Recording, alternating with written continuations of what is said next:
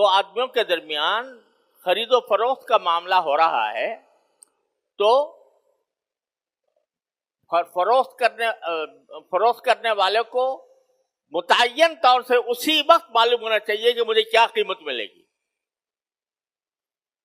اور خریدنے والے کو متعین طور سے یہ معلوم ہونا چاہیے کہ مجھے کیا چیز اس قیمت سے حاصل ہوگی. یعنی قیمت کا معلوم ہونا بھی ضروری، اور جو چیز خریدی جا رہی ہے اس کا متعین ہونا اور اس کا بالکل سامنے ہونا یہ بھی ضروری.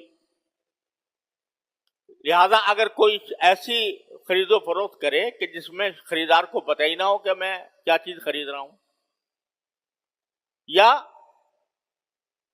بیچنے والے کو پتہ نہ ہو کہ مجھے کتنی قیمت ملے گی، ایسے سب معاملات جو ہیں وہ سب غرر میں داخل ہیں، اور اس کو شریعت اسلامیہ نے بالکل ناجائز قرار دیا ہے. زمانے جاہلیت میں اس قسم کی بیع ہوا کرتی تھی کہ جیسے بعض اوقات ایک آدمی سامان بیچ رہا ہے،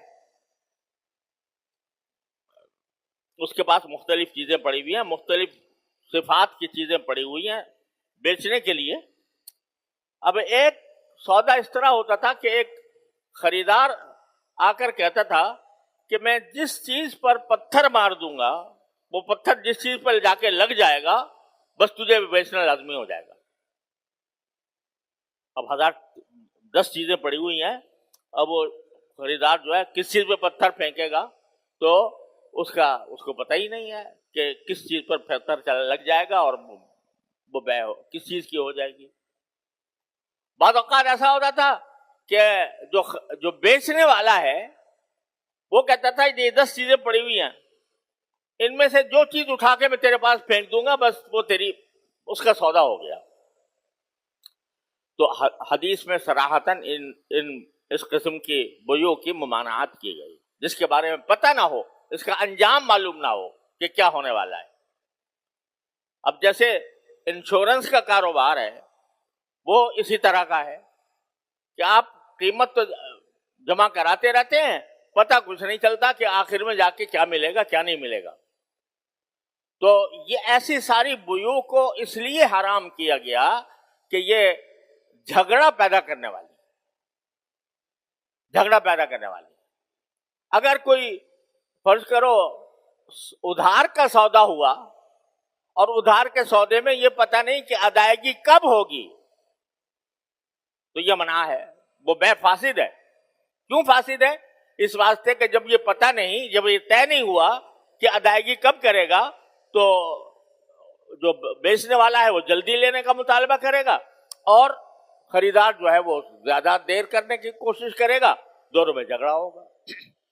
تو ہمارے فقہ میں ایک مستقل اصول ہے، ایک باب ہے، مفضی الی المنازعہ کہا جاتا ہے، کہ جو چیز جھگڑے کی طرف لے جانے والی ہو وہ حرام ہے.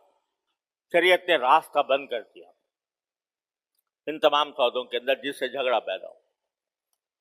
تو کوشش تو شریعت کی یہ ہے کہ جھگڑا پیدا ہی نہ ہو، اور مسلمان بھائی بھائی بن کر ایک دوسرے کے ساتھ اس طرح معاملہ کریں جیسے وہ اگر خود کر رہے ہوتے اپنے لیے تو اس وقت جو کچھ پسند کرتے وہ اب بھی اس دوسرے کے لیے ویسے ہی پسند کریں. شریعت نے ایسے احکام دیے ہیں. لیکن اگر پھر بھی کوئی جھگڑا پیدا ہو جاتا ہے مزاجوں کے اختلاف کی وجہ سے، طبائع کے اختلاف کی وجہ سے، تو اس وقت میں دوسرے مسلمانوں کو حکم دیا گیا ہے کہ تم ان کے درمیان صلح کراؤ.